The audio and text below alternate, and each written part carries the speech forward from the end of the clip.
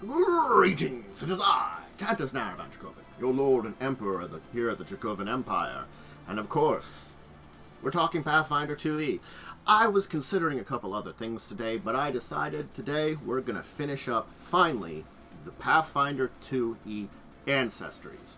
We've been going on over them for the past couple of weeks. We went over the common ones. We went over the variants that you can have, the versatile heritages. Of course, the half-human and half-breed heritage, as I could kind of say, for your Ancestries. And the, uncommon ones, last time we talked.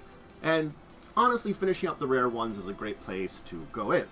I will probably eventually dive into some of the Golarian history and some of these Ancestries, which will be very interesting, kind of take on things to not only go over more details on them in general, but kind of tell you a little bit about how they fit into the Golarian world. As that's a good way to kind of meet back up with some of the other things that I talk about on this segments when I'm talking about Pathfinder 2e. But for now, I have a list. It's not a huge list of rare ancestries. The thing about these rare ancestries is they don't appear outside their area very often, or there aren't many numbers of them. That's what you have to think about when we're saying rare. We're saying there are some of them, they are a viable species, a viable ancestry in the world, but playing one in somewhere is either you are a creature that's very alien to the average humanoid, or you are very rare, or you are just unique kind of creature that makes you very difficult to play, and that's the thing about a rare one, is it adds a level of difficulty to play. And it might not fit into whatever version of Golarian your DM is building, your GM is building. So you kind of have to talk with your GM. So the uncommon ones, certainly you already have to have approval with your GM, but the uncommon ones can at least be easily explained a lot of times. When we took a look at all of the uncommon ones, yeah, it's a lot easier to come up with a story for them. These, not so much. But it doesn't mean you can't play them. It means it's just a little bit more difficult a story. It has to fit in the right place. And you're going to have to work with your GM a lot more to play one of them. And there is one here that's a little more unusual than the others, and they've got it, seems like they've got the Pathfinder standard mark, and some of these have this little yellow mark you will see, Pathfinder. See, like this is the PFS Limited. So we can kind of like look at what that means there. The Pathfinder Society. That means if you're doing Pathfinder Society, it's rare that you get that kind of thing. It's kept out even more. So it's rare amongst the even rare. So that's what yellow means. So keep that in mind for those symbols. Because we've seen it before, but we haven't really talked about it before. Because Pathfinder Society is the organized play. They give good suggestions for a GM to understand things to approve and disapprove a lot of times. If it's got the yellow, not only is it supposed to be something you're going to talk to your players about, you're going to want to really think about having it with your players about if you don't feel confident or skilled. If you don't feel like your skill is up to it, if you don't feel you've got the confidence to do it. Because, honestly, you don't have to. If you aren't confident, or you believe you're not ready for it, then you're not. Maybe you are, maybe you're not. You could just do a game, learn more, and feel better about adding something like that in next time. Get better at it by practice. Run more games. That's it. Run more games. Get your confidence up. The more you run games, more confidence you can have. The more you're going to be familiar with it, more you're going to be fingers. That's what I'm kind of trying to say here in a nice way is, if you don't feel you're ready for something, run another game and do it. And especially, again, we're talking rare ancestries today. They are things that don't come up very often. They are rare on the planet of Golarian for a reason. And they should be, honestly, rare in whatever world you have, whether it's a version of Golarian or something else. Adding in one of the rare ones changes the dynamic of the world. It's not that you can't change the dynamic of your world, but they're put under rare for that very reason, let's start talking about them. We'll start with the Anadi. So, the Anadi, our good friends here. We'll take some looks at the pictures of Anadi characters. They are sentient spider people. They aren't naturally born shapeshifters, but they have shape-shifting magic that allows them to transform into humanoid shapes. You know, this is a great way of talking about them. They're spiders.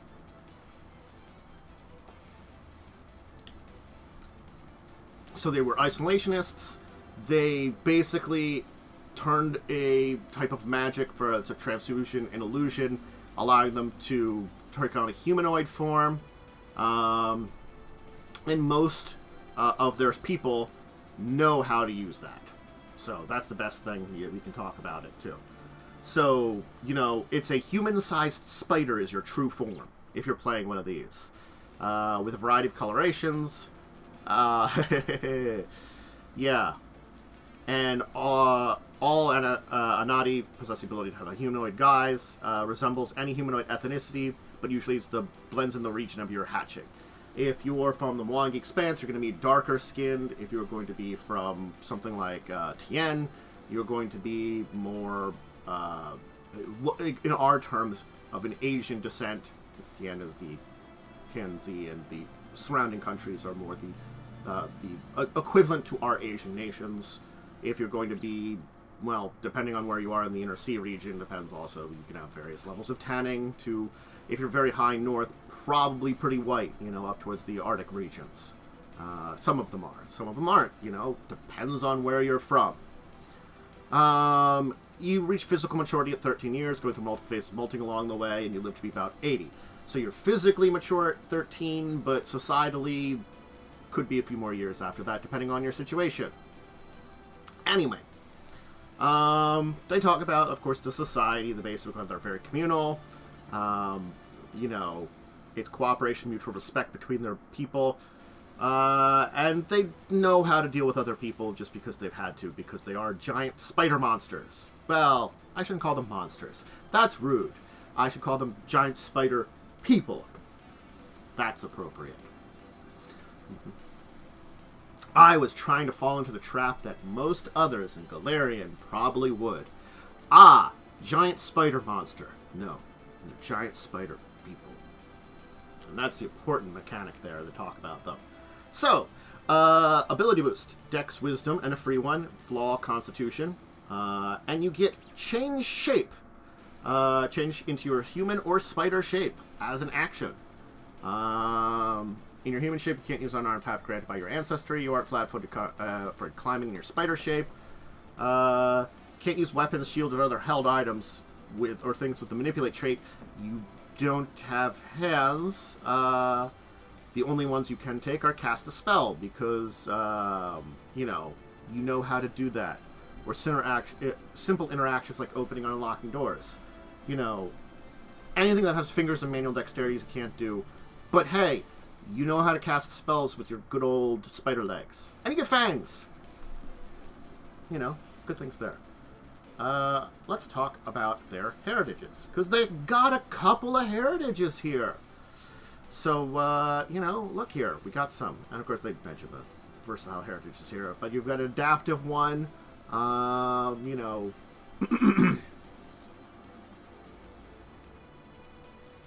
what it is, your transformation magic is a lot more advanced. You can choose a medium humanoid ancestry rather than, remember before here we were talking about human shape. Remember, humans are the most common in Golarian, so you were taking a human shape. This is a humanoid, you know, and you can gain a different one. And you also gain the adapted ancestry feat, which, you know, hey. Polychromatic Anadi is, you know, your training performance, and you gain the impressive performance feat. You know, snaring Anasi, your fangs have the grapple and trip traits. Better grappling. Spindly Anadi, increased in speed. And venomous Anadi, you've got the Anadi venom ability, which they mention it. It's an action. Frequency number of times equal to your level. You put poison on your fangs. you know, and that's about it. Those are the heritages that you can have as Anadi. For feats, we'll take a quick look at these. You know, they've got Web Weaver, you can produce web to produce items. Web Walker, you can walk around in webs. Studious Magic, you get a cantrip from the arcane spell list because your people studied a lot of magic. Hey, remember when your people learned how to shape change in order to like be like, hey, we're not horrible things. You like us. Turns out, you know, we don't want you to think of us as horrible spider monsters. We're people too. Look, hey, you know. And a couple other ones, like you speak with spiders and stuff.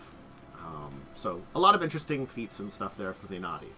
But, you know, that's only one of many of these rare ones, and let's talk about androids.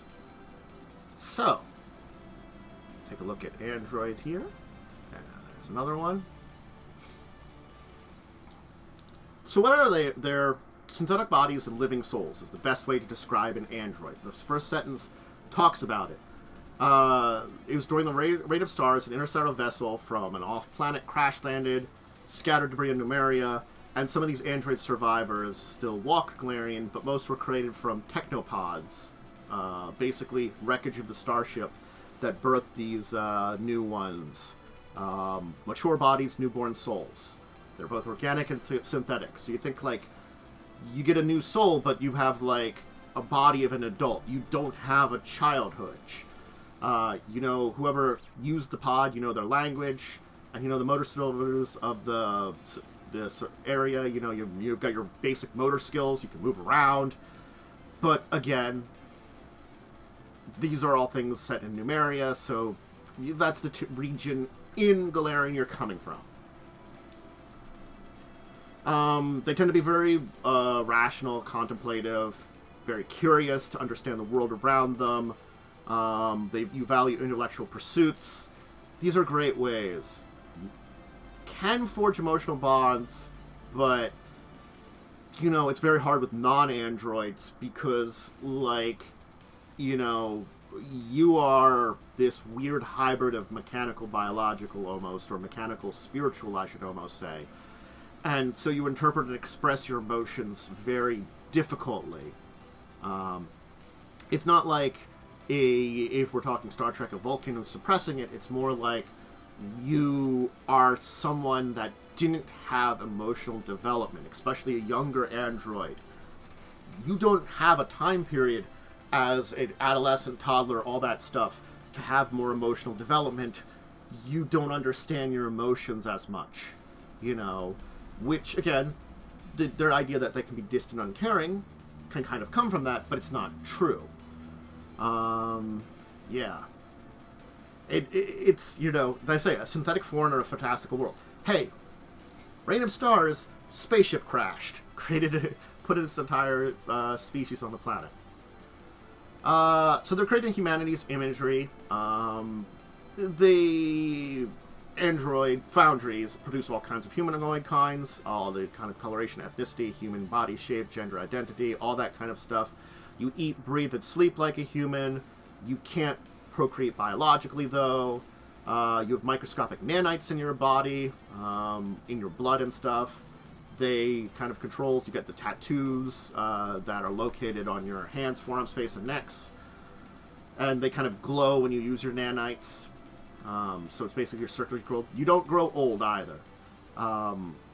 Your organic appearance becomes less convincing over time. You start looking more artificial. Yes. And about after a century, you willingly release your soul to the boneyard to face a Pharasma's judgment. Your body shuts down, entering a lifeless hibernation. Yeah. And their nanites begin a kind of restoration protocol. And after a few weeks, here's an interesting thing that happens. A new soul enters your body, triggering reinitialization. It's called the renewal. It's like a child being born. They've got a new soul, though. So, as long as your body's not destroyed and you would die of old age, you die. Someone else possesses your body and basically redoes it back to their original manufactural state. Yeah, so it's like, if you die to violence, you can't renew. Yeah. It's an interesting thing that, like, rather than having a child physically, you die and your body becomes a new thing in your body. So it's like, you want to make sure you don't die to violence and stuff like that. You want to have a natural death so another being can come into existence in your body when your nanites repair it. An interesting thing that you, in a way, reincarnate. Your soul has moved on, but, you know, the being in you kind of comes into. Unfortunately, the Numerians have treated androids terribly. So they kind of hide now. A lot of them, you know, integrate into human society secretly or adapt to nomadic lifestyles. There's those that live amongst their kind in small groups. The thing is, you know, Numerians just treating them terribly have taught androids wrong about the way that things they do. But they do have, like, a very mechanical nature to their societies. Very efficient, highly organized, and know what you are in the entire thing. So, there can be, you know, religious worship that has, but it's, you know, it doesn't happen as much. But you do care about your safety of your companions or kind. That's very important to you. And there are androids that become adventurers. You know, protect your others from harm. Hey, find out about your own history. Remember, the androids that came from the ruined technology in the ship, where did we come from is a question if you're an android. Like, you know, you're exploring technological ruins. You have to remember, like, Galarian is an apocalyptic world. It had Aslant, which was magic technologically advanced. You've had spaceships crash on the planets. There's a lot of stuff for technology to exist on this world that has seen basically, with a massive, you know, honestly, apocalyptic event that occurred on the planet. So, you know, there might be questions to answer and reasons to travel there. As an android, you have Dex, Intelligence, and a free for ability boost. Charisma is your ability flaw. You're hard to read. You're a little bit more mechanical. You get low light vision, and then you are constructed. Your synthetic body resists a lot of biological pathogens. Congratulations. You're also, again, got a defects to the emotionally unaware, a little bit more problems, diplomacy, performance, and perception checks to make sense motive. You're just not as good on emotions. When we talk about android heritages, though, there are a number here that we can talk about. The artisan android, you're good at making complex tools and stuff. You get crafting and specialty crafting skill feat in a specialty of your choice. Hey, you're good at that. The impersonator android, better at getting in with human society. You're become trained in deception. You don't require a disguise tip in order to impersonate a human. You know, you are good at blending in. The laborer android, trained in athletics, get the hefty hauler. You're, you know, endured physical hardship. Maybe because of Numerians exploiting you. Hey, they did it a lot of times. The polyglot android, because they do tend to have to, like, kind of blend in, become nomadic. You learn a bunch of languages. You get multilingual and get 3 languages instead of 2.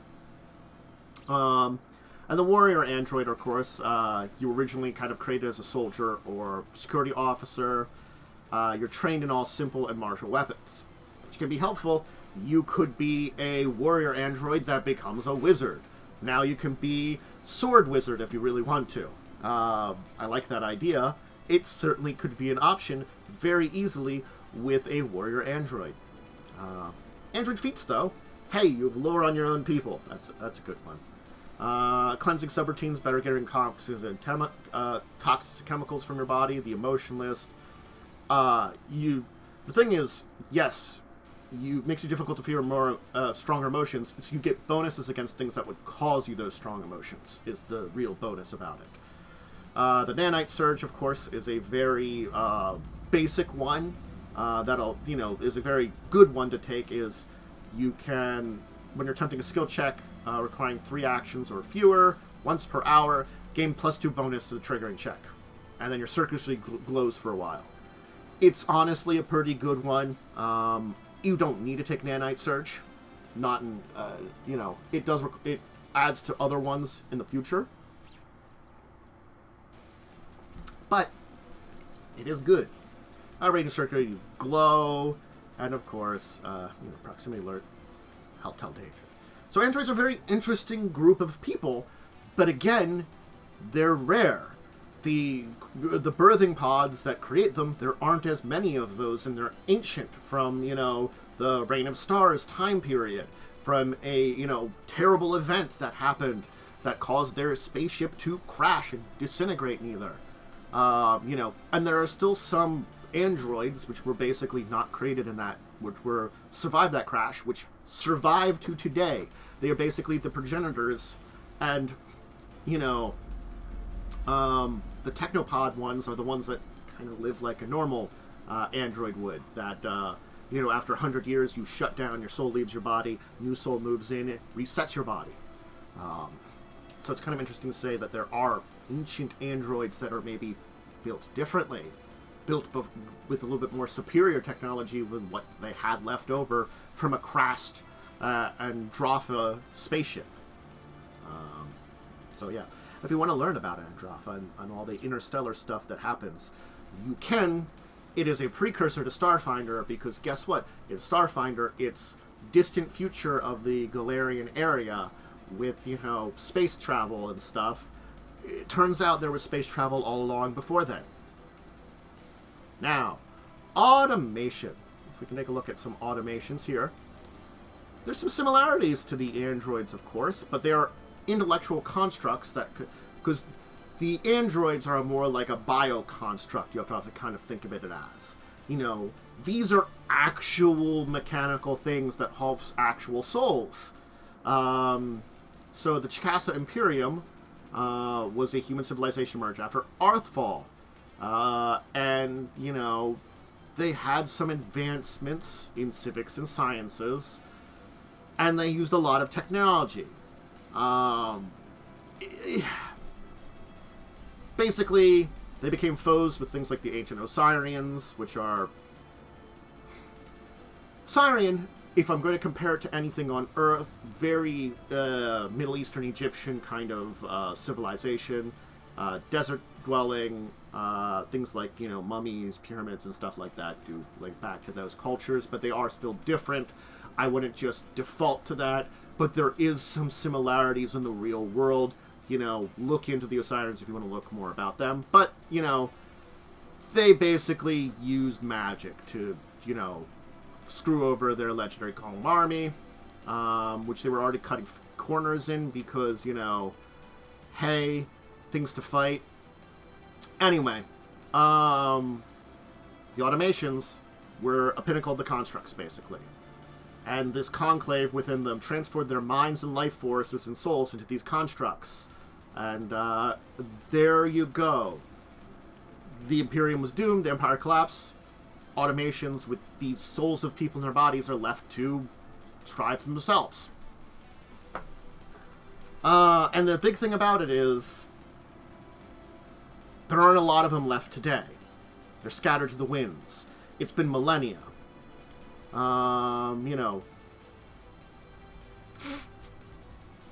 Most have gone crazy because it's millennia when they were mortal psyches in ever-living bodies, So those that have a sense of self, memories, and lucidity off this time are rare. You were a living being on Galarian. You had a personality. You've changed because you became basically a mechanical body. Yeah. You're blended, a blend of magically treated metals and stones. That's kind of how you appear. Have your body. There's a big description here. You have cores where your magical energy is, of course. You don't age. You've got an endless power source. And many that exist are thousands of years old today. And destroying a core is difficult, even though your body can be destroyed. So your soul might be trapped in the core years after the body's destruction. Hey. it was supposed to be functionally immortal. Hey, yeah. And some actually have they've learned how to get their souls out of the core through a lot of actions and, can leave their body and just let themselves die. And then the automation is a mindless construct. So, you don't breathe, you don't eat, you don't sleep. It's a very interesting life and existence that you're an ancient being. It's so very different than the androids, which you have one life to live. These are ancients. They're very rare. They have some small group that is settlement that kind of hides amongst the ruins of their ancient group. And, they just kind of want to be alone. They're the last remnants of an ancient civilization long went. Jessica's worshipped the Aeons of the Access. You probably fit under that, though, other deities can kind of come about amongst them. You were probably something in your former life. That's it. That's why you have that. Pretty simple there. Whatever you were, that's what it was. Strength and free for bonuses. You get low light vision. You get your core. Which, how's your life energy? So you don't have the construct immunities because you've got a living core, a soul that can be affected similar to a living human. Positive energy can heal you. And if you're reduced to 0 hit points, you're not destroyed. You're knocked out, you begin dying when you're reduced to 0 hit points. And, you don't have to eat or drink, you don't need to sleep, you do need to rest for a period, and that's about it for the basics of it. But there are some heritages and some feats we can talk about. It's an interesting existence. Hunter automatons, you're built as a scout or assassin. You typically move like a quadruped, you can stand like a biped. You have increased speed. The Mage Automaton, you get 1 cantrip from the Arcane list as an innate 1. Sharpshooter 1, getting the Automation Aim action, which is down here. You can reduce some range instrument penalties. And the Warrior 1, which is another combat 1. You get Fist that punch and do a lot more damage. Simple heritages. Communication. Deliver silent messages. Magically pierce darkness with your eyes. Have an energy beam. I really like that. Channel energy for your core and just zap people with an energy fire beam. Know your own lore. And a reinforced chassis and things like that. So some simple feats there. Automaton would be... It's difficult to play because if you're playing it, you would have to know about whatever, either if you're using Galarian, what happened with the Shisk civilization and where you were born at, or if you are from whatever civilization is appropriate to the world your GM is using, you'd have to know about that. You're from an ancient, powerful, magic technological civilization that developed a robot body to fight a war, put your soul into it, but by the time this happened, the war was lost. And now, you've existed for millennia. Maybe you feel like you want one last great adventure before perhaps you've learned a way to let your soul go, and you want something, one last adventure maybe. Or maybe you're journeying to find more of your own kind. And send them back to the remnants of your civilization.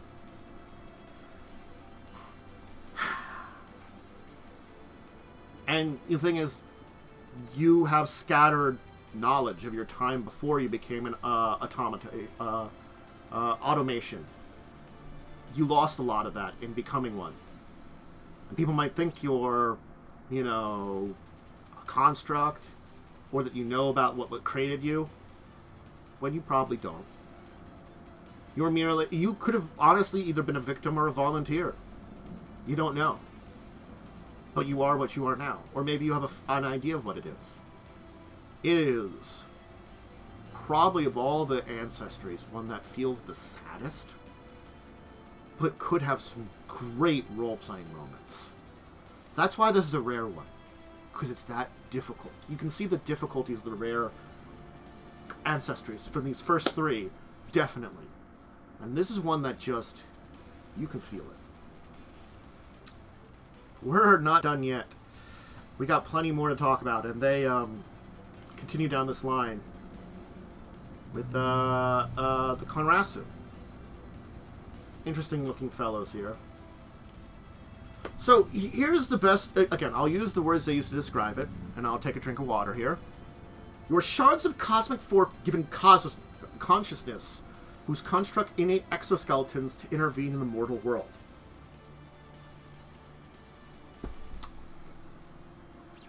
That's a hell of an introduction to what the hell you are. You're a cosmic entity that used its consciousness to give yourself a physical form and exist in the world. Yeah, your true form is an abstract trunk of spiritual essence. You're just space energy that got a consciousness. And it was like, you know what I could use? A body. Definitely in a pirate game. Yeah, you're like a globe of light or darkness in space. And you've got this kind of like, your core is surrounded by bodies made of still living wood, and it creates the life form that people recognize as the Conrasu.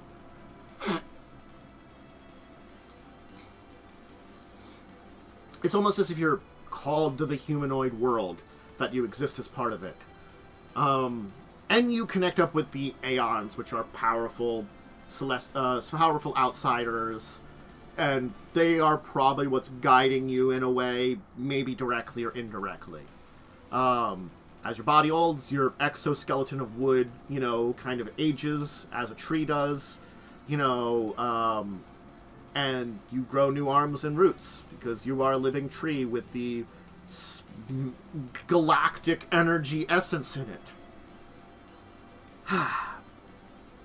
And depending on your type, depends on where you are in their kind of society. And also, sometimes you could hear the call of a different extraplanar being, like a psychopomp or an archon. Or they say you could be a witch because you get some kind of hatred. That is the call of why you do what you do as a Conrasu. So it's sort of like you are this cosmic being created by the energy of the universe that a more powerful being basically you serve in a way. You've got to call to them to form this wooden living shell on a mortal realm. And again, most likely you're bound to a specific Aeon, and that functions kind of as your deity. Magic's a big thing, but other, depending on your wood and stuff, you could go into fighting. And there are those that go into various classes, the easy ones. You get Constitution, Wisdom, and Free. Charisma's your bad one. And, hey, you can meditate in the sun and heal. You are a plant. Turns out, your magical plant nature with your core of space heals from sunlight. I love these guys. They're so interesting. So, you get a right as your heritage, basically. That's what it is. Your right of invocation, your exoskeleton's imbued with magic. You get a cantrip of the arcane or occult list, that's an innate one. Right of knowing, you have a connection to the access. And the infinite knowledge of the plane, and you can call on it to recall some knowledge. It's like, access, upload me knowledge to my spiritual existence. Right of light, you can share life. You can use your sunlight healing to heal allies. Basically, you can pull on the energy of the sun and heal your allies around you. It's like, oh, healing light of my treeness. Rite of passage, you're connected with the plants that created it. You can move through areas of undergrowth and things like that. You know, your plant part of your being still connects to the plants. You know, sometimes maybe your galactic energy part of your being connects more with the galactic energy of your being, and the plant part of your being connects more with the plant part of it. Depends on your right. And of course, the right reinforcement, your body counts as like plate armor. You've got very hard, powerful armor, and you can put runes on it to make your exoskeleton magic. So that's a neat one too. You know, ceremony protection gets more AC, can overlap your, you know, kind of plant essence over top of itself. You learn about your own lore and your own history. That's probably a good one. You can tap into some Aeon knowledge. Yo, Aeons, give me some knowledge. Got some Fey influence there. Hey, that's always fun. That's an all Ancestries one. Oh, that's the 5th one. There aren't a lot of first level ones. You learn some weapons that are linked with you. So there aren't a lot of first level ones. But look, again, there's a reason these rare ones are rare. I keep talking about that. And this is one that really stands out there. Your star energy with a plant body that you manipulate that's like a living plant body around it. It's weird and interesting. Fleshwarp. There's a Fleshwarp for you. Aren't they pleasant looking? They're very nice people. The faces just scream, I'm a nice person. So, basically, horrible amounts of magical energy, alchemy, or unnatural energy has basically warped you into whatever you are now.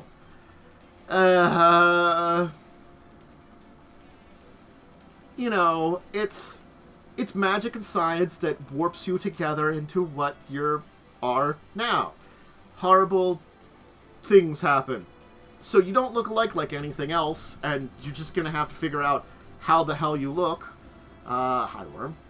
Because magic energy has twisted you into something really odd.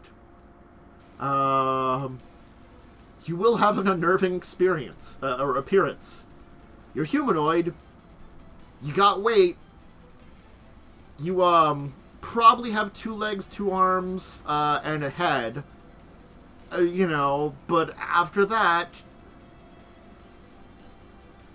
you know, depending on what ancestry you might have been before you became flesh-warped, your ancestral variants and stuff like that, it could mean some different things.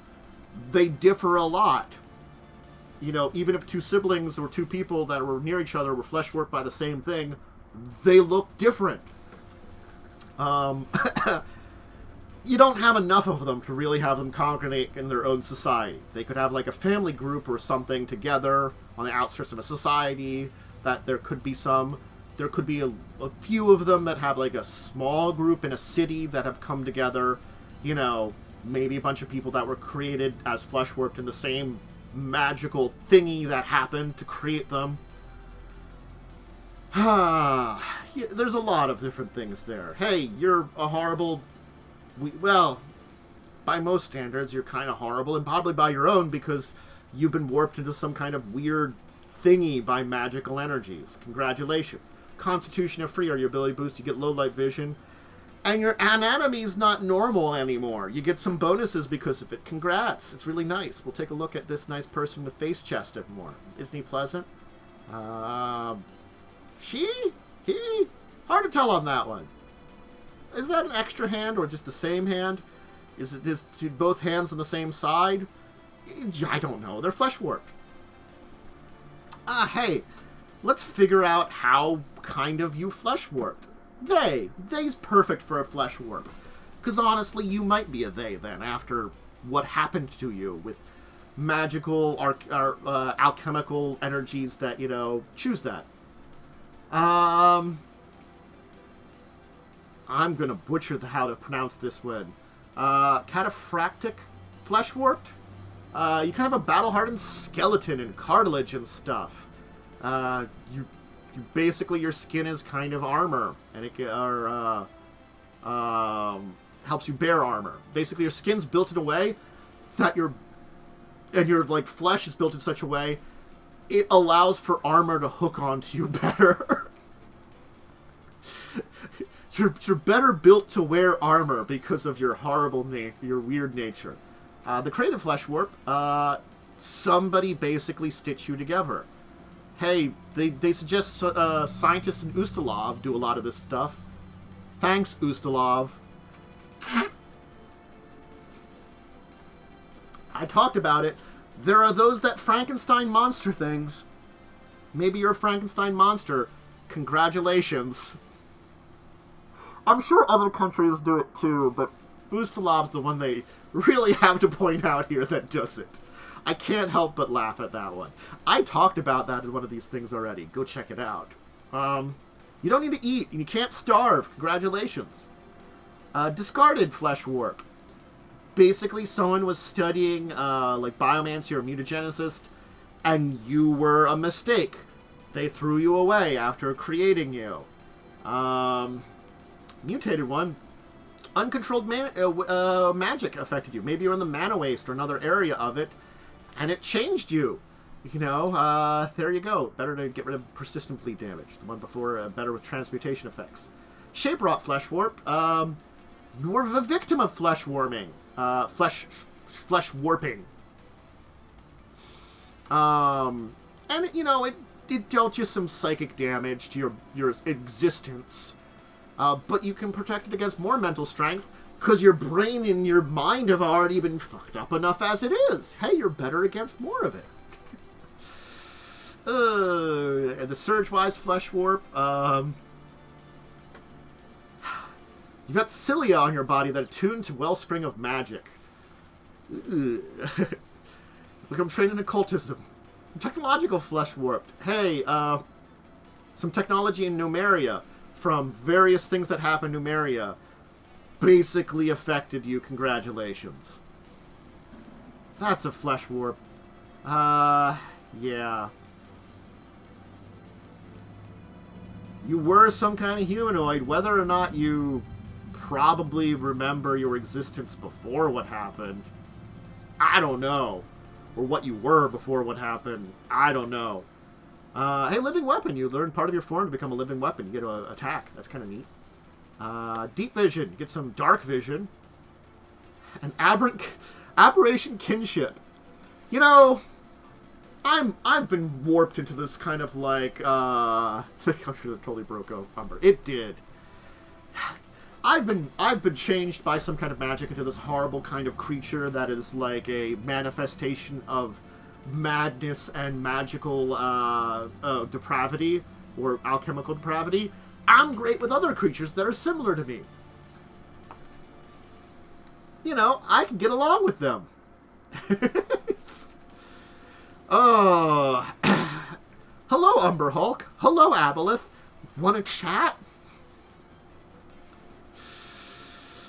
Whew. So, that's a Fleshwarp. They got it rough. Sometimes they were caused to have it rough. Sometimes it's accidentally got it rough. But they got it rough. You can see the challenge of playing one without me saying a lot. Let's keep going. We got some more. The Ghoran. Let's take a look at the Ghoran here.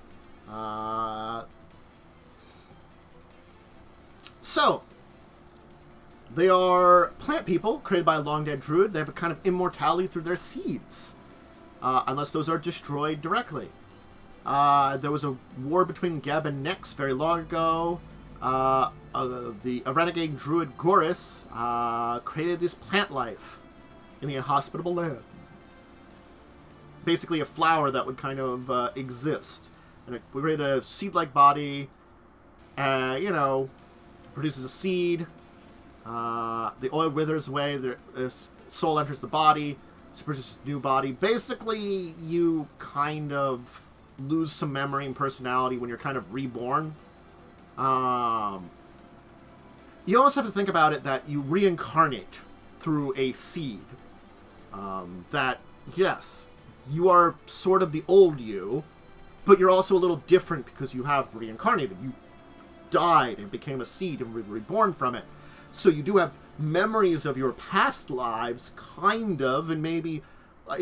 I compare this to, honestly, Doctor Who and Regeneration. Or Groot. Yeah, like Groot. Groot died, kind of got a different personality when he was reborn. Very like that. Or very Doctor Who. Both of those, where you kind of get reborn, and you're kind of different, but you kind of have your old memories, too. Yeah. And again, like, you have technically existed for, like, the thousands of years since you were created, but again, you're a different form of your thing. You've reincarnated over and over again, in a way. Made of plant material, and you have a face like an enormous, colorful flower. Yeah, and you do have some shape over your body structure and can kind of alter it a little bit. Make yourself a little taller, shorter, change your limbs just a little bit. You know, that's the other thing. And you have a reputation for being tasty. I think, God, are these the...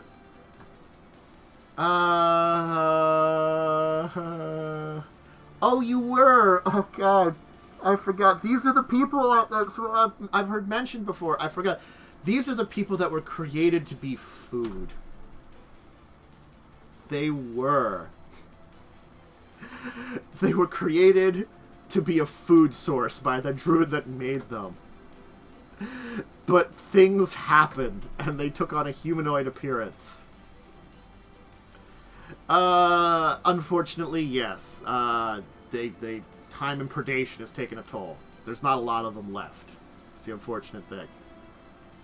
And in your cavity of a large seed, when your body becomes too decrepit to function, you import your memories into it, and within 1 to 2 months, you get a new body.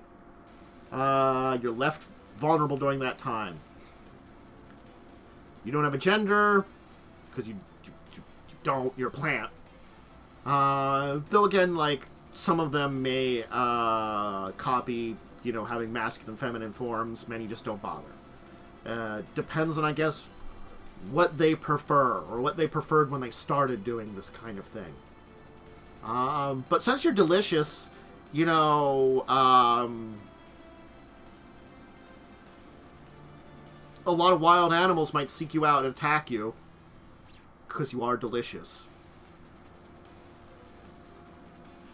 And most people are nice enough to not try to eat you. That's a good thing.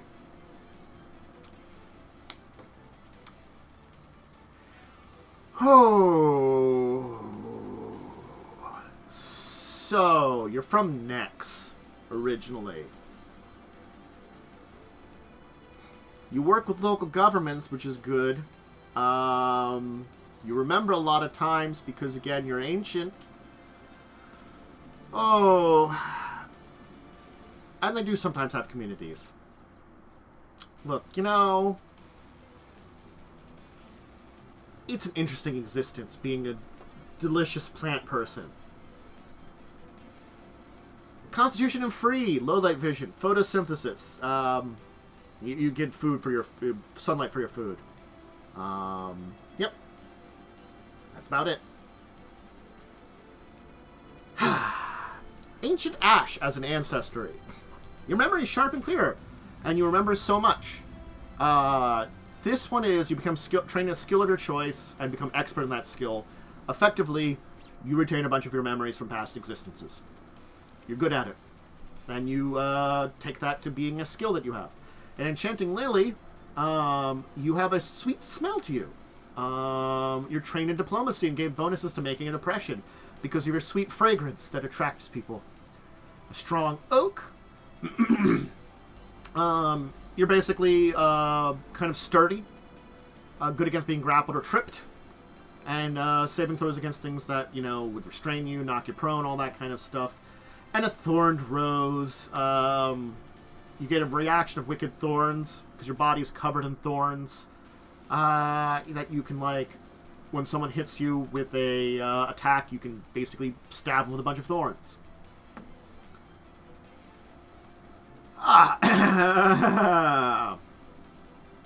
Hidden thorn. You've got hidden thorn. You can kind of like, you know, make an unarmed attack and stab people like a knife. So, weapon familiarity, got some of your lore easily ones. You can squeeze through area because you're flexible form. Oh, and more ancient memories, which, you know, this is an interesting one that I do like because it's one I might suggest for you. During your daily preparations, you can basically choose to be trained in a skill of your choice. And it lasts until you proficiency, until you're trained again. Basically, you can have a, you know, skill a day. It doesn't allow you to do anything because it's a temporary one, but I can change out a skill every day. I like abilities like that. So here's another one that's really difficult to play because, you know, Ghoran use Vine Whip. I like that. Honestly, if you're trained in a whip, it could be made of vines, and it would be hilarious. And honestly, you know, you could set that up. You could.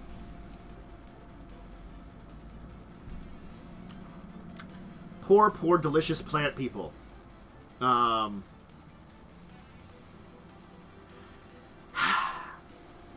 You know, it's one of those things when you were created by a druid to be like a food source, but things, you know, went strange. You know, I created this food thing until it began to walk and speak. Whoops.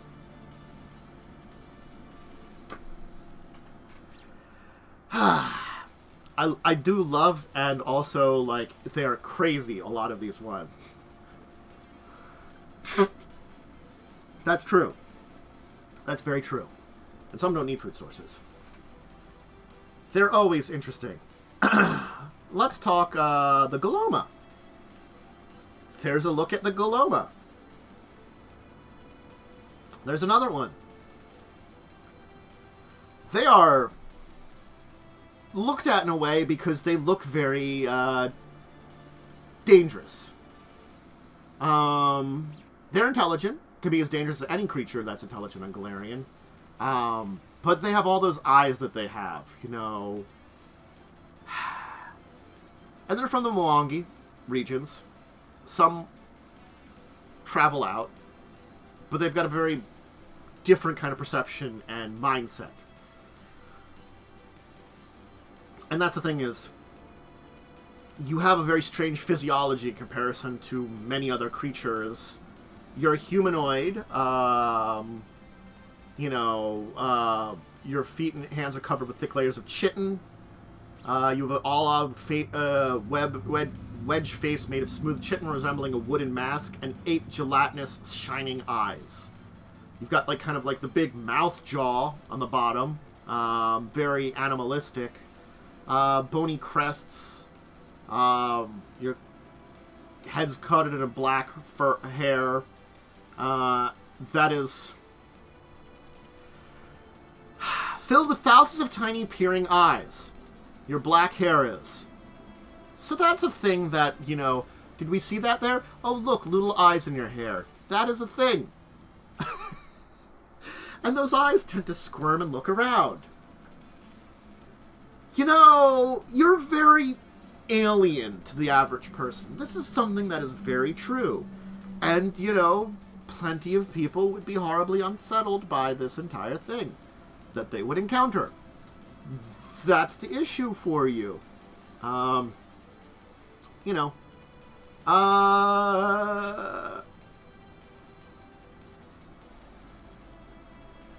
So basically, they're multi-eyed people that, you know, they've got their own story as to their existence for here. That the two-eyed people hunted them.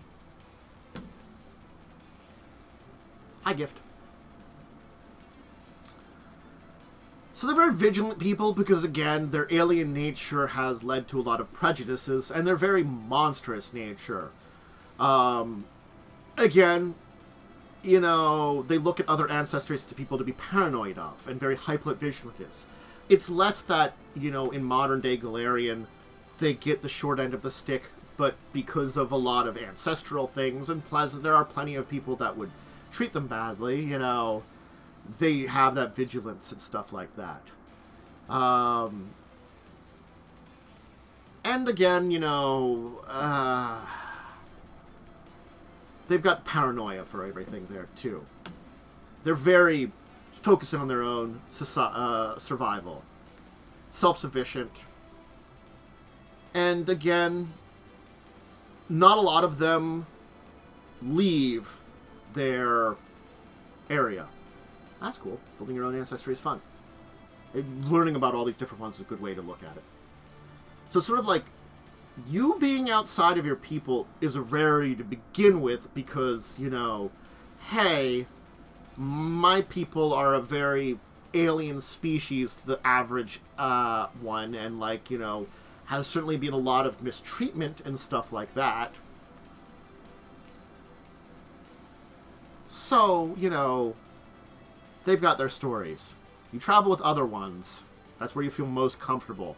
So not traveling with others of your own kind, you'd probably feel uncomfortable. You need a good reason for it. Wisdom and free. I mean, eyes in the back. You literally have your 8 eyes on your face, and then your hair is filled with eyes.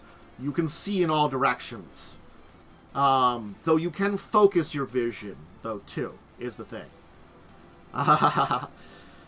Let's talk your heritage as a Goloma, and some feats. Farsight 1. You gain low light vision. You're adapted for favorable conditions. Frightful. Your appearance is even more off-putting than your average one to the average other creature. You gain intimidation trained as a skill, intimidation glare. Insightful 1. By watching others, you've learned things. You can bonus to perceptions and to notice lies and sense motive. And vicious ones, your claws on your hands are even more terrible. They're actual claws. You can use them. So, some feats. I'll talk about the first level ones. Pierce the darkness. You've got the low light vision. You can have dark vision too. Got your lore. Got some courage. You can overcome fear effects. You're learn to live without fear because of everything that's going on. You know, watchful. You've got all-around vision, technically, then, rather than just eyes in the back of your head. And good at details and stuff like that. So, I mean, I would personally, for this one especially, I would look up on the Pathfinder wiki the Goloma as a people and get more history about them. Because this here doesn't hit nearly in all the history of their people. These summaries on the archives of Nethys. This is one that's very important to know about your history as a people. A lot of the other ones, I have talked about some of them that you do need to know the history because of a lot of things. This is one that does. Because you are a very alien creature in comparison to the average Ancestries. You know, they're really neat looking. They're really cool looking. And kind of stuff like that. But when you play one, you've got a chitinous bone mask almost. All the eyes and stuff like that. People will look at you very differently. And so it would be a challenge to play. You, to the average Ancestry you'd find in Golarion, look like a monster. And maybe you'd be treated like one, depending on the circumstances, depending on where you are. That's why it's a rare one and very difficult to play. Because if you're not having a game in the Mwangi Expanse, that being outside of there is very rare.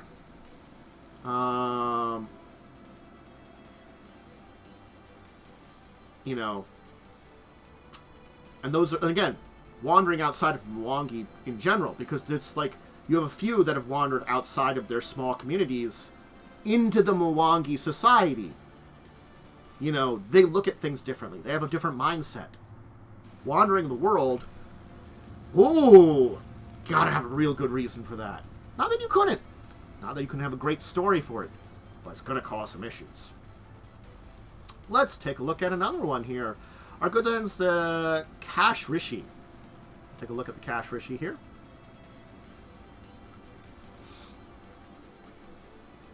You got a crystalline horn. They are a unique evolutionary branch of native to the lands bordering the north stretches of the Bari Ocean. They are halfling-sized bipedal rhinoceros with insectine features. That's the best way to describe them. They've got psychic powers, too. Rapid physical evolution. They are natural empaths. So they don't actually have a hive mind, which sometimes people believe, but they've got, like, an empathic ability, which kind of leads them to almost reading each other's minds and stuff like that. And they can evolve features over a single generation. You got your crystalline horn, various configurations. Most primarily, it's one large horn, though between 1 and 3 smaller horns typically can exist and stuff like that. You know, oh, sorry. You can have very colorful patterns on your body.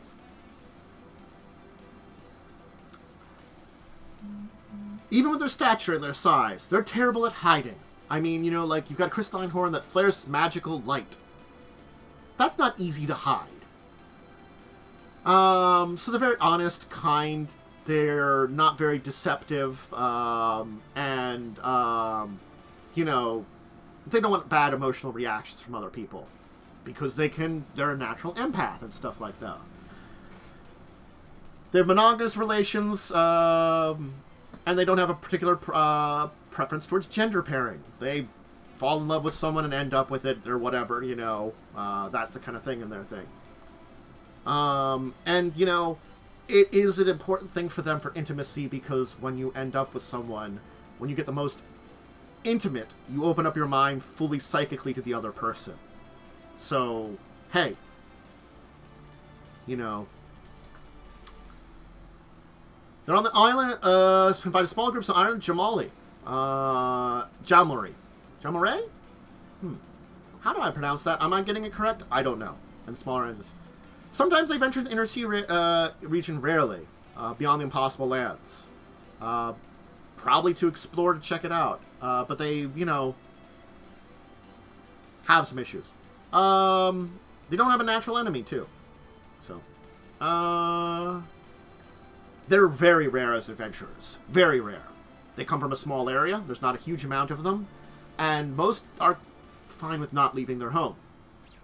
So, you know, maybe being conscripted by a pirate, washed away in a storm. And there's a few of their kinds that intentionally leave lives to find new colonies or seek adventure. You know, there's overcrowding sometimes on your home island. Maybe you decided that's a good reason to become an adventurer, to leave off into the world. You know. And because of their athletic abilities, they can perform powerful bonds with allies. You make good bards, psychics, champions, but, you know, others could be happening too. Constitution and free, and you've got an empathic sense. With your 15 feet of people, you can, you know, vague sense of anger, happiness, fear, specific details, you know. If you have a powerful emotional context, physical touch can heighten this to greater degrees, and increase the strength of their bond. So there you go. It's an empathic sense they have. And a glowing horn. You shed light. Congratulations. Let's talk heritages. Let's talk me attempting to pronounce names as usual. Athamashi. You climb in trees. You have longer limbs and stuff like that. You can climb and grab an edge with both your primary hands are full. You aren't flat-footed. Oh, you have small secondary arms. Good for climbing and hiding in trees. Okay, so you got bonus arms. That's what it is for this one here. You want some bonus arms? There you go. The Koshi are coastal, or inland ponds and lakes. Get bonus to athletics to swim. And you can't critically fail a swim check. The nascent are the most fully adapted to their environment by the time they reach adulthood. You get a first level Kashrishi Ancestry feat, which you progress with. Basically, nascent is you get a bonus Ancestry feat, a first level one. Congrats. That's actually kind of neat. You get 2 first level Ancestry feats then. Trogalocious, you're in deep jungles, dense cage. Trogloshi? I'm trying here. Soft. You get the crystalline luminescence Ancestry feat. And Silashi got powerful neck muscles. You can horn people. Your horn can make an attack. You can rhino charge people with your horn. Or just stab them with it. So, hey. That's your Ancestries there. I butchered them. I got a good chunk of first level ones. Tough skin. Your skin's medium armor in the plate group. Puncturing horn. You get a horn attack, or if you're the Xyloshi, your horn attack does more. You've got better mind powers. You get an occult cantrip. You sustain yourself with the power of your mind. You only need a single suit of food and water each week to avoid starvation and dehydration. With your mind. You can hold your breath for longer. I kind of like that one. I gotta be honest. I like that one. It's kind of silly. But I like it. Yep. And, the psychic echoes of your ancestors give you some bonus knowledge. Once per hour, when you trigger something, you get a bonus. Very similar to the nanites of the android. Look, again, they're rare because there's one group of them somewhere where they came from. They come from an island. They aren't like a large continent or something. Some small islands produce their population. So they're a rare one because there's just not a lot of them. And most of the time they have no reason to travel beyond your island. So unless you're having an adventure around their islands, which then, honestly, they might be uncommon, you're not going to find them rarely. So that's why they're an interesting rare race. Ancestry. Let's talk Poppet. You're adorable. That's it. You are a doll construct that gains sentience, a spark of life. Oftentimes made of cloth, wood, wicker. You're a very simple construct. And honestly, some of your kind can be familiars, because that's what you rare. And it's very, very rare that just basically one of these little constructs that were created becomes intelligent. Life happens. It's 1 in 1,000 gain this spark. Maybe a magical fluke, brushed with something ephemeral, or the loving wish of a child. I like that one. I wish you were real, and they wished it hard enough, and you were.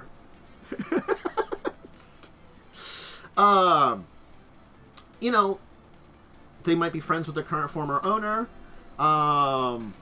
but you basically, as a Poppet adventurer, have set out into the world.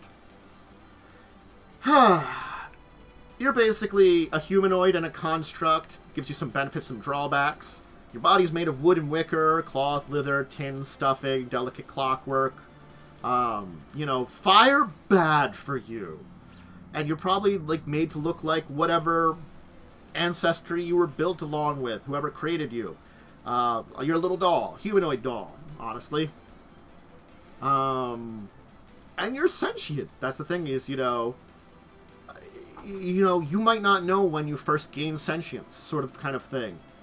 You just, at some point, you're intelligent and conscious. You need to breathe, you have to sleep, you have to consume food and water each day. You've got kind of a magical digestion, and it uses that to restore the rips and tears and scuffs in your physical form.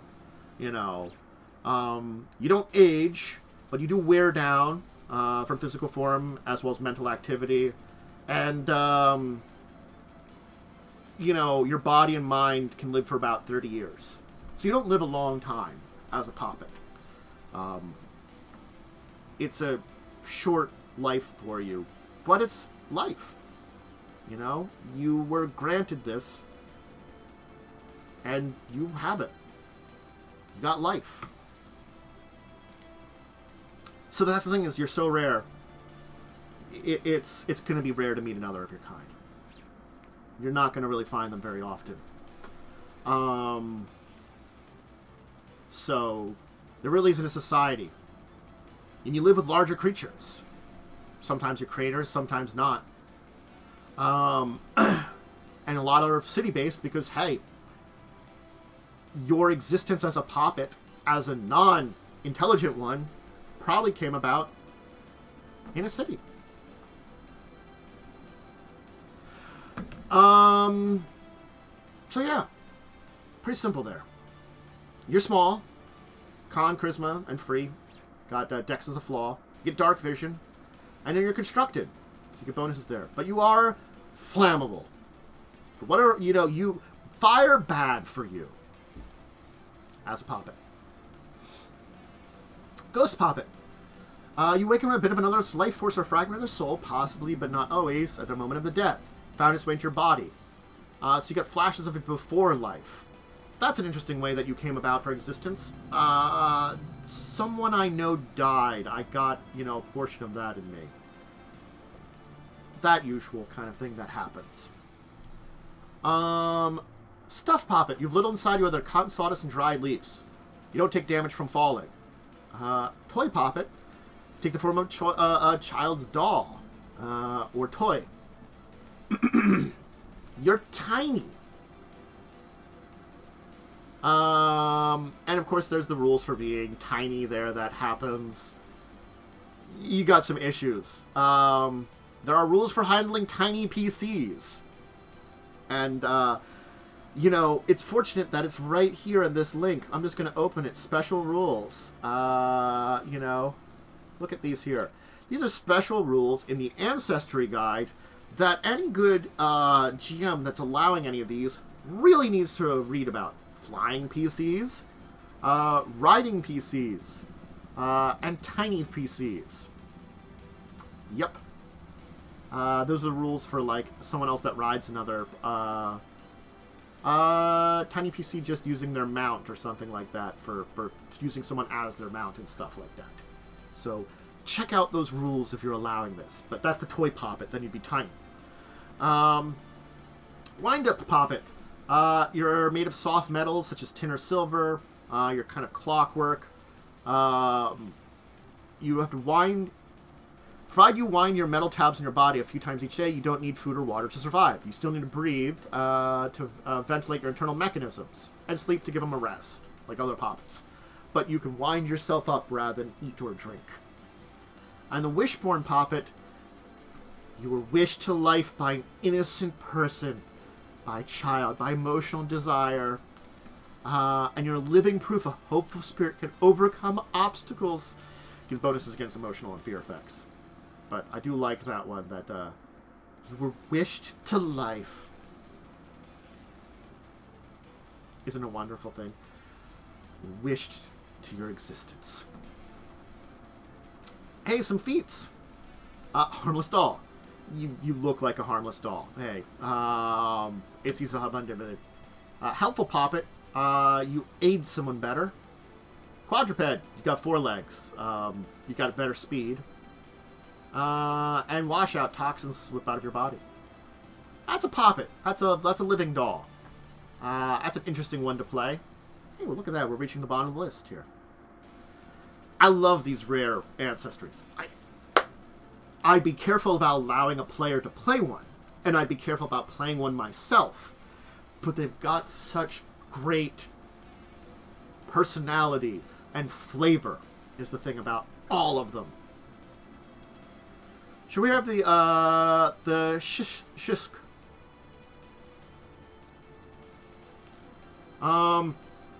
They're mountain-dwelling, feather-boned humanoids who live underground in dark tunnels and caverns.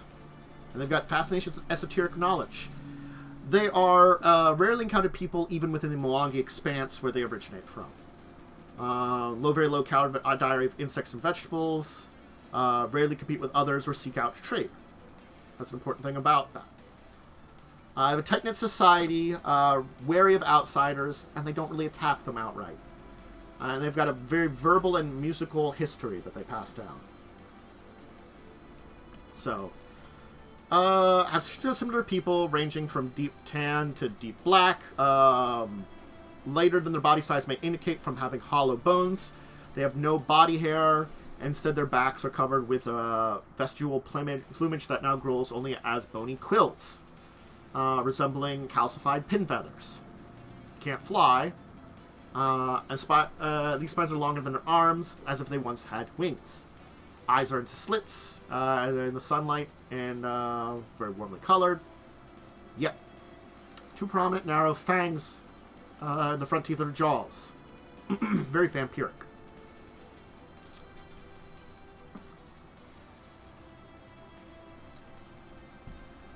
And the thing is, they've got a very confusing economy to others, as they might execute materials for favoritism of the arts and information on that. You know, when they're willing to speak, host, or trade with outsiders. They'll give away material goods for knowledge or even performances, consider them winning on the side of the thing. Remember, art and music are important to them and stuff like that. They never give away information for material goods, but they will give away knowledge for knowledge. And they rarely ask for material goods and trades anyway. So, important things to know about them. And they have some paranoia between each other, crashing over secrets and stuff. Wars not for rhetorical reasons, but for coveted information. And sometimes sages and diplomats will convert groups to put aside their differences and collaborate on great puzzles or mysteries of the universe. And they like loose, breathable clothing. Hey, because your bony feathers can get caught in other stuff.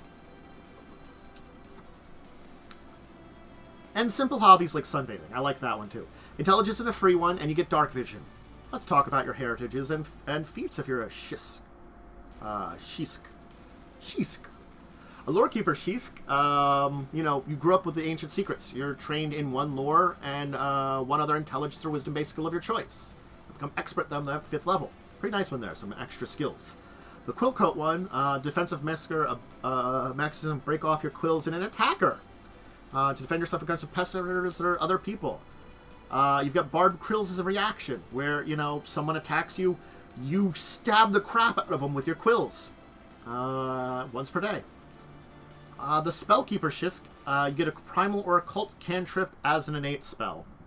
Stone Step Shisk, you're better with navigating mountains and rocky terrain. Ignore non-magical difficult terrain, rubble, underground, and earth and rock. The Strong Gut Shisk, with slow metabolism, you can go days without food, and process maladies at a slower rate. Thank you, Motorcycle. You can go for 1 week without food before you begin to starve. And you can delay the onsets of diseases and poisons. Nice little fun one there for heritage. For feats, Eidetic Ear. You've a perfect memory for when it comes to sounds and stuff. You're very good at recalling knowledge when it comes to noises. Get your own lore for your people. This name is just hilarious. Oh no, it's just Spelunker. I was thinking it was Spellunker for a minute. Oh my god. Look at me go. Look at me just having brain fart after brain fart on that one there. You're a Spelunker. You're good in caves. And you're good at stabbing people with your spines. You know, you can stab people with the quills on your arms. You can knife them with your own quills. So there's interesting people that are, like, you know, honestly, a good reason to become an adventurer, you know, is learning secrets. You left home to go explore for secrets, or you found a bit of information that you have to travel to discover this. And this might take you far away from your home to other places of the world. Maybe you went out into the greater Mwangi expanse to learn, and to learn this secret and learn more about it, you have to travel to places far and away from where you came from, and travel the world to learn it. And maybe you want to learn these secrets and bring them back to your people. A good reason to be a Shisk. So there are pretty good reasons, but again, rare. Let's talk Shoonies. You're dog person. I mean, you're squat bipedal dog. You know, that's the best way it is. So Eridan created them to provide a pleasant company as soon as he created the Iron of Krotos. And, you know, they developed there as their own people, kind of there. But there isn't a lot of them, and they're from one place in the world, hence rare. They are a little bit more restricted, as we saw, for the Pathfinder Society. Limited there. You're squat furry humanoids with canine faces and wet black eyes, for different patterns, and kind of a pudgy... loose skin, you have kind of like some pudgy appearance, even though you're not really. Short, curly tails, wags like a dog's, you know. Very much. You can't sweat, so you pant. Reach maturity at 8 to 10 years. Elders rarely reach 50 years. Little difference between male and females, you know, except during late stages of pregnancies for females. And you get graying facial hair and wrinkled skin and frail joints as you age. So very little difference between that. And they're about 3.5 feet tall, 100 pounds. Got communal living, basically farming villages with populations over 100. We work the lands. And recognize that large, dense populations can affect the ecosystem.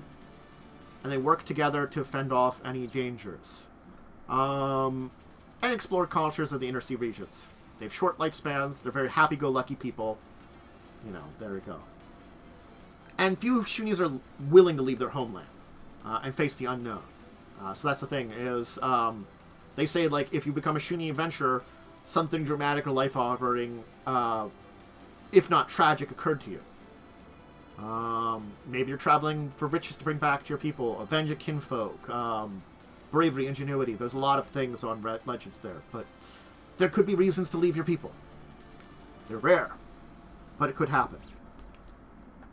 Abilities: Dex, Charisma, and Free. Constitution's your flaw. You get low light vision, and you get a blunt snout. You get a saving throw against inhaled threats or olfactory effects. And your outcome of success is 1 degree better than your roll from your blunt nose. Let's talk Shoony heritages. Bloodhound Shoony. You're a better tracker because you've got some Bloodhound in you. You've got imprecise scent at 30 feet. The Fish Seeker Shoony. You came from a line of fish folk. Remember, they're island-based there. You can success to grab... roll success to grab an edge. You quick refreshes to nab and stuff. You get a critical success instead. And if you critical fail, you get failure instead. And a creature that rolls a failure check to disarm you gets a critical failure instead. So, got quick reflexes. Paddler Shoony. You are better at swimming around, basically. Your success at swimming becomes a critical success. And a Thick Coat Shoony. You're a rare Shoony that hails from colder climates. You know, colder effects are, you know, not as bad for you. So you're even rarer amongst the rare Shoony. Some Shoony feats. You can dig quickly. Dig a hole pretty quickly. There you go. Handy with your paws. You're good with crafting objects. Improvised defender. You get better with improvised weapons. Shoony lore. Scamper underfoot. You can kind of duck underfoot and tumble through areas. There you go. Some Shoony feats. That's a Shoony. Some dog people. Again, look into them and Eridan's creation of them if you want to play for them. They have a society to look into. Alright. Skeletons. Now, this is an interesting one because, honestly, you know, there can be circumstances where a skeleton's created and their eagle and ideas persist even in death. A force of will, even, you know. And rising as an undead skeleton can be traumatic. Your memories are kind of fractured and hazy, can't remember it all. And sometimes they return with time, sometimes they don't. And you might view yourself as a continuation of what you were, or a new being. They say, like, a skeleton adventure dresses flamboyantly, as their station allows, kind of shows off as much. You want to signal that you are more than just the undead that you are, that you're living and not undead. So flamboyant things, tattoos on your bones and stuff like that. You know, you are trying to show off that not only are you, like, you know, undead, but you are an undead that, you know, has a bit of life left in you, that you're intelligent. You're the bones of whatever you were. If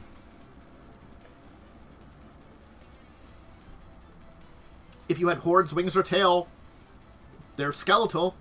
They're useless, but they're there. If you were raised from flesh, you tend to have stark white bones. Older ones that gained it, you kind of have gray or yellowed. And, you know, if, you know, you were adventurer, you might have scars on your bones. So, intelligent skeletons, very rare to have like any kind of community. Even Geb, a country based on undead, they might mingle together or band together, but they're not gonna have that. They'd rather keep company of those who remind them of their former life, you know?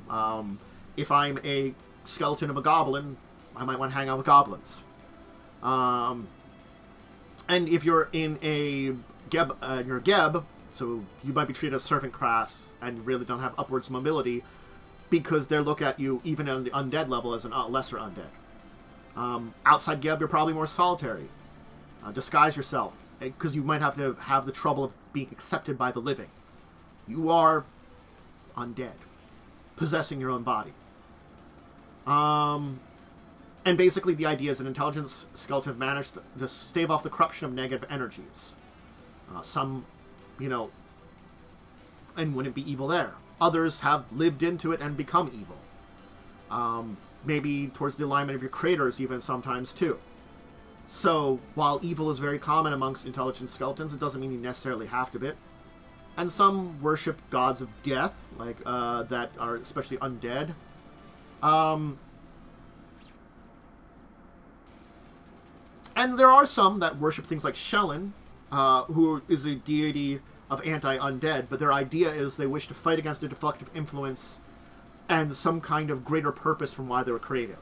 So it's sort of like, especially a cleric that might worship a deity that would call for your destruction is like, well, why are you given power? It's like, because I've seen that I want to fight against those that created me, and I want to, like, fight against those influences of the negative energy deep within me. I want to see that my kind isn't created anymore. And that could be a very interesting story, honestly. So as an adventurer, you're gonna be whatever you were. So, Dex, Charisma, Free, Intelligence, and you're undead. You get the basic undead benefits, which we can kind of click on here. I'll just kind of open it there. For your undead hunger, you don't eat flesh like ghouls or drink bloods, but you collect bones you can use to help yourself mend. So, these are the basic undead benefits. You get low light vision or dark vision if your ancestor already had low light vision. So it depends on the ancestry you choose. Negative healing, negative survival, immune to death effects, disease and poison protection, and an undead hunger. So, you have that. Heritage and feats. Let's talk about them. So, compact skeleton. For tasks that require lighter touch, goblin gnomes and halflings remain more suitable than large creature. These smaller, more nimble skeletons fit in a traveling chest can be forced through spaces. You're small. You're from a smaller species. Fodder skeletons. Humans and those who physically closest to them are favorite material of necromancer. You can be mass produced. You know, you're more nimble because you were made to be fitful. And then, of course, more monstrous. Beast or monstrous humanoids make the strangest skeletons and centerpiece collector of necros. You gain a claw, horn, tail, or wing attack, and you're from something a little bit more monstrous. And then sturdy skeletons, you're a little bit more sturdy than your average skeleton.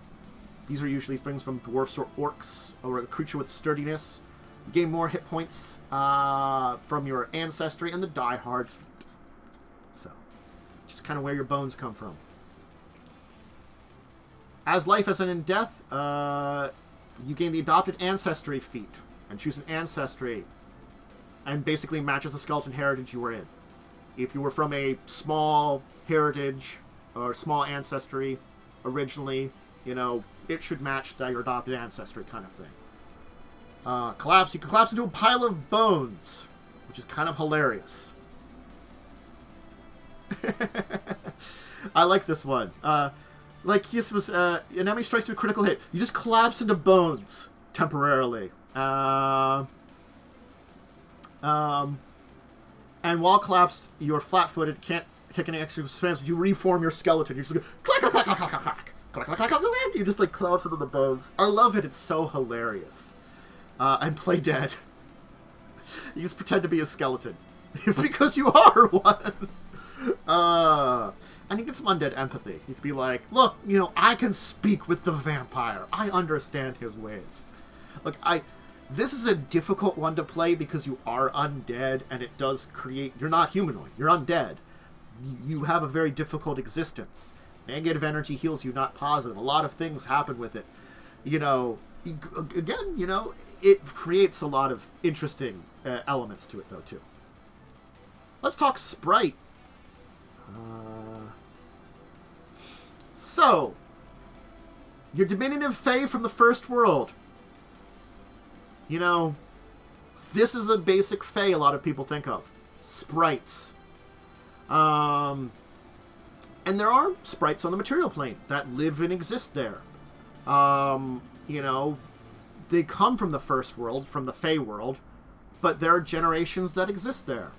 And there are children born in the mortal world didn't form wings upon adulthood. You know, and some sprites transition from the mortal world likely lost their wings. You know, basically it's like the idea that living in the mortal world, in the material world, is too alien from them, they lose their wings. So many initial sprite explorers return to the first world. But these wingless children exhibit potential not matched by their ancestors. Magic affinity is one of those things that you got. So yeah. And many did gain wings. More unique than the first world had. You know, you gained a deep connection to your powers and regained your sprite wings, basically, that you would have had in the sprite world, the first world, born there.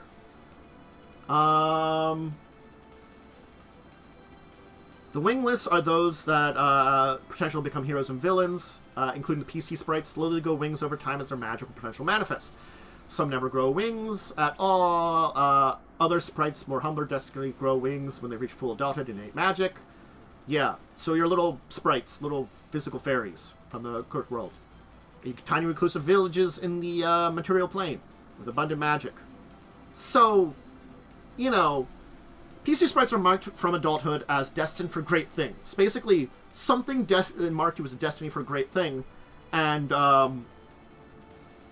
depending on your ancestry, depends on your childhood. And, you know, you have a tendency for most sprites to live apart from civilization in most small villages, but again, marked for destiny, you traveled out into the world. So you're tiny. Remember we talked about tiny with the Poppets being a tiny Poppet?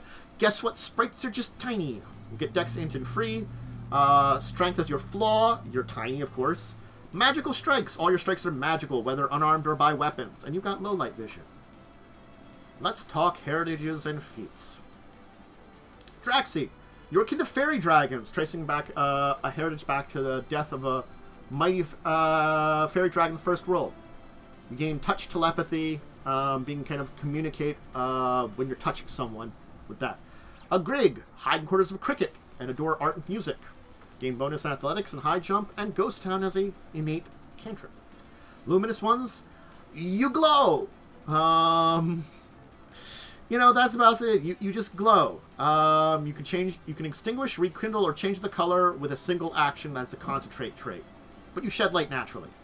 The Melixi, you have the features of a bee, butterfly, or other insect that loves sweets. You can ask questions and receive answers from arthropods, and use diplomacy on them. And most bees, butterflies, moths, and beetles have indifference for friendly starting attitude when you talk to them. And the Nyctera got bat-like features. You know, you get some better hearing effects, too. And the Pixie. You're larger than sprites. You have, instead of tiny, you're small. If you're pixie. Not a sprite, you're pixie. Larger size, if you want to be small. Which has this advantage. Hey, the Nickera can speak with bats. Sprites spark. You can throw portions of magic at you, which depends on your ancestry. Some fake cantrips. You gain Dancing Light Ghost Town as innate primal ones if you're the Grig. You also gain Detect Magic. Draxi gets Prestidigitation. You can manifest, like, Invanescent Wings. You know, it allows you to, like, kind of, like, grab something out of reach or something. For a few brief spurts, you can manifest wings. I like Corgi Mount. You've trained a Corgi as, like, a familiar. But as you can see, if we go down here, there is Hero's Wings at 17. You get wings. You know, you get permanent fly speed at this point in time. And, again, this could also be hero or villain. But that's a 17th level one, where you can develop wings over time as you go. You know, it's slowly, but, you know, you gain back wings as you go, as a sprite. So that's a very interesting thing. So sprites! Interesting little tiny things there. We got 2 more to talk about today. We're going to talk about the Strix, another flying group. There's some pictures of the Strix if you want to see what they look like there a little bit. Known as the Itari in their own language. They're avian humanoids. They're very devoted to their homelands and their tribes. Broad wingspans, razor talons. Known for ferocity, vengeance, and devotion. So, yeah. Strix populations begin to resurge and spread beyond their mountainous region known as the Devil's Perch. And so now tribes now speckle the landscape of Chelix and surrounding nations. So they are a rare one because they were very few in populations, but they have been spreading. And they distrust humans, though, is one of those things. Humans have treated them dirty. So, hey. You're an avian humanoid with intimidating talons, feathered wings from your back, height about 6 feet. Most are taller than humans, very light for their size. You're considered mature at 14 and average lifespan of 40 years. Pointed ears, large eyes, scholar things. Yep. So, they're a rare reclusive people. They cling to their ancestor territories, live in modest-sized tribes, small reside small bands or groups of individuals. Large settlements reside on Devil's Perch, of course, but a small number of their ilk have traveled across Ghoran to find new places to live. They're attached to family. So bands, tribes together, organizations of labor, that kind of thing. And the tribes are led by Aroka, a female tribal leader. So that's how they divide their basic ways there. And they have a lot of conflict with Chelix. Basically, Chelix has pissed them off. Chelix, a lawful evil kingdom, worships devils. That's the easy way of saying it. Yeah. So that's a problem that is created for them, you know. And they can have ones that explore the world around off of their homes. So you can have adventurers. Again, there's just not a huge amount of them. They're relatively rare. That's why. Dex and a free you get, low light visions. They have powerful wings. You know, you can help. Not all of them are good at flying skills, but certainly you can increase your jumping distance with them. You don't automatically fail high jumps or long jumps. There you go. So your wings, not always great at flying, but do help with moving areas. Let's talk heritages. Night Glider Strix gains dark visions. You're nocturnal. Predator Strix, your talons make attacks. You can attack people with your talons, your feet. Scavenger Strix, it's often originated from a land where food was scarce and threats were many, so you gained bonuses as Survivor and the Forager skill feat. Shoreline skips are you travel to coastline. Your feathers are water dependent, and you're good at catching fish and other prey in the shallows. Train in athletics and gain the Underwater Marauder skill feat. And the songbird Strix descend from a talent line of Strix storytellers. You know, you've got very good lungs there to sing and stuff like that. You're good at mimicry and deception that way, intimidate, and bonuses to performance, stuff like that. So those are Strix heritages. As for here, they also gain flying, fledgling flight, and juvenile flight, and eventually a fully flighted at 13. So they get it a lot earlier.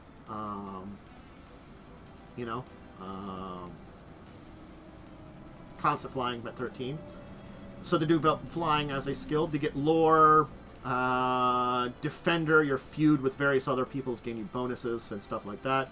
Story crooner for performance. Hey, it's really good if you take the one. And nesting fall, you're good at gliding to prevent yourself from falling damage. So that's a Strix. Evening people. Pretty rare. Pretty against people because of things that have happened in them. But we got one more to talk about today before our tour of the rare Ancestries finishes up, and we finish up for our today's adventures that we talk about. And that's the Vishkanya. So, they're Ophidian humanoids. They have a potent venom in their blood and saliva. They're misunderstood to be toxic. So yeah. There's some, rejected ideas about where they come from, things like that, but whether or not they're very human-like in appearance, with Ophidian features that become clear in close proximity. Naturally tall, with bright golden eyes, vertical pupils, a forked tongue, small smooth scales, ranges from earth tones to browns to green, light green. So they are scaled, but they're very small and smooth. Hair color in darker shades. Women are typically taller than men, though neither truly stops growing, as they are actually reptilian. And they reach heights of about 7 feet or taller in older age. Mixed families aren't unknown, as offspring from this background sometimes strongly resemble a non-Vishkanya parent, with only a few stray tails, such as sharp canine teeth, to indicate their heritage. We'll refer to their children as scaleless or subtle, but yeah. Vishkanya end up with a lot of other things there, too. They live in small, tight-knit communities of 50 to 100 individuals. Head of this group is selection of women chosen for their knowledge, wisdom or knowledge. Vishkanya often have multiple partners and give birth in multiples and adhere to maternal inheritance. Children choose their own occupation, nature of community to community. So, yeah, they are a matriarchal society in general. Yep. Vishkanya backgrounds commonly reflect the individual's family role in the community. Those who leave do so to the outside world. The call of adventures for many reasons: providing income for community, developing self-expression development, develop knowledge or understanding of Vishkanya, stories that took them that outside of the world, experiencing something different than their family. They get dex and a free one, low light vision, and they have the innate venom, where their blood or saliva, you can apply toxins to a weapon or piece of ammunition. Basically, you can envenom something. The elusive Vishkanya, a flexible body. Get bonuses to escape and moves twice as fast when squeezing. Very serpent-like. Keen venom Vishkanya. Using your venom in combat, you're practiced with it. Your venom action doesn't trigger reactions that normally trigger the manipulate action. In addition, you can venom draw action. So, easier to do it. Old blood Vishkanya, direct matrilineal line to the original group of Vishkanya upon the Volrani strip that they came to reclaim Germany, trained in society, and trained in your choice of courtly grace or streetwise feats. Prismatic Vishkanya, you've shimmering scales, Train and Perform, and the Fascinating Performance. Scale Seeker Vishkanya. Vishkanya. Once per day, you can attempt to recall knowledge of free action. Venom-resistant Vishkanya. Better against poisons yourself, because you know them. Alabaster Eyes. Born with these snow white eyes. Gain dark vision. Lesser enhanced venom. Social camouflage. You know, get along with that. And you get your own lore. And weapon familiarity. Bunch of this. So that's the Vishkanya. Serpentine people that have a questionable ancestry where they actually came from, but an interesting one for humanoid snakes. Very human-looking serpent people, Ophidian people. But those are your rare ancestries. Whew! Whew, that was a lot of them. But we got through it. And we are done. That is the ancestries. We are completely done them. For now, I might add extra guides when more ancestries are introduced in the future. Definitely, I'll probably talk about more of them when they come out. Maybe I'll do like a supplement as part of another chat, you know? Adding something that, oh, hey, we'll talk about this because this is also here at this point in time. But, as you can see, the rare ancestries, all really interesting, as I was talking about, but all really difficult to play. And also difficult for your GM also to treat it. Some of these would find a lot of prejudice because of their nature. Others would just find issues. Others, just because of the nature of their society and where they were upbringed, might have difficulties. And of course, you can always build in different things. You could be adopted ancestry to explain why, you know, maybe you are one of these things differently, and others just, you aren't humanoid anymore. The android, especially the automation, something like the Fleshwarp, the Poppet, skeleton, you're very alien. The plant ones, you know, you're very different. You are not the average humanoid. But it makes for interesting storytelling. Whenever you're choosing an ancestry, now that I've gone over them, you should think about what I can play, what I want to play, and talk about what kind of things your GM would allow. If I wanted to choose an uncommon or rare ancestry, would they allow it and work with me? If they just say, oh, stick to the common, that's fine. They're fun to play. But there might be reasons to play some of these other ones, and to dive into it. Might be fun. So, I will leave us here. This is a great place to leave it. Let me throw myself back into the center. I'm doubled for a second here. As I end here, and we chat for a minute. The entire thing definitely is interesting. It's well developed. It's character. And certainly all these characters come about because of what you build. And now that I've talked about all the classes and ancestries, you know there is a big selection, and they mean a lot different in Pathfinder 2e. So take a look, understand them, know what you're looking in, know what you're getting into, enjoy learning about them, honestly, and enjoy thinking about if you want to play one of them. Pathfinder 2e gives you the options, and they are good options to play. They give you variety to play, give you choices, and sometimes some of these choices lead to huge character moments. Other times they don't. But they're all fun. They're all add to the story of what your character might be. So think carefully, choose your ancestry, and have fun. Whether it's human, Vishkanya, Gnoll, Orc, Elf, Dwarf, something common, a Shoony, a Poppet, anything. They're all interesting. They all can tell great stories. And all be well developed for what the stories and Golarian would be. Golarian's that kind of interesting world. Anyway, as I leave it here, remember, every Tuesday and Thursday, I talk tabletop. I dive into a topic on tabletop just like this one. If you want to see gaming-related type stuff, I do gaming up on Twitch, too. That's on Monday, Wednesdays, Fridays. For more tabletop, discussing tabletop every Saturday, 6 p.m. EST. We talk about the tabletop news of the week and dive into some deep subjects that can be discussed. Anyway, I will leave it here, say goodbye, and check out all the stuff, and my YouTube channel, also the Dracovin Empire, both here on Twitch and YouTube.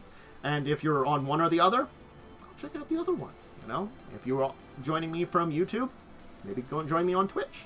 Joining here on Twitch, check out the YouTube. I got some great stuff there, both of them. So, anyway, I'm going to get going. Farewell, everybody. Have a good one. I hope you have a great day. And thanks to everyone who joined and chatted. Honestly, before I go, figures that next. If you chatted live, popped in here, or if you just put something in the description on the YouTube side. I like all of you adding into these. So, glad when you can join and put in a couple 2 cents.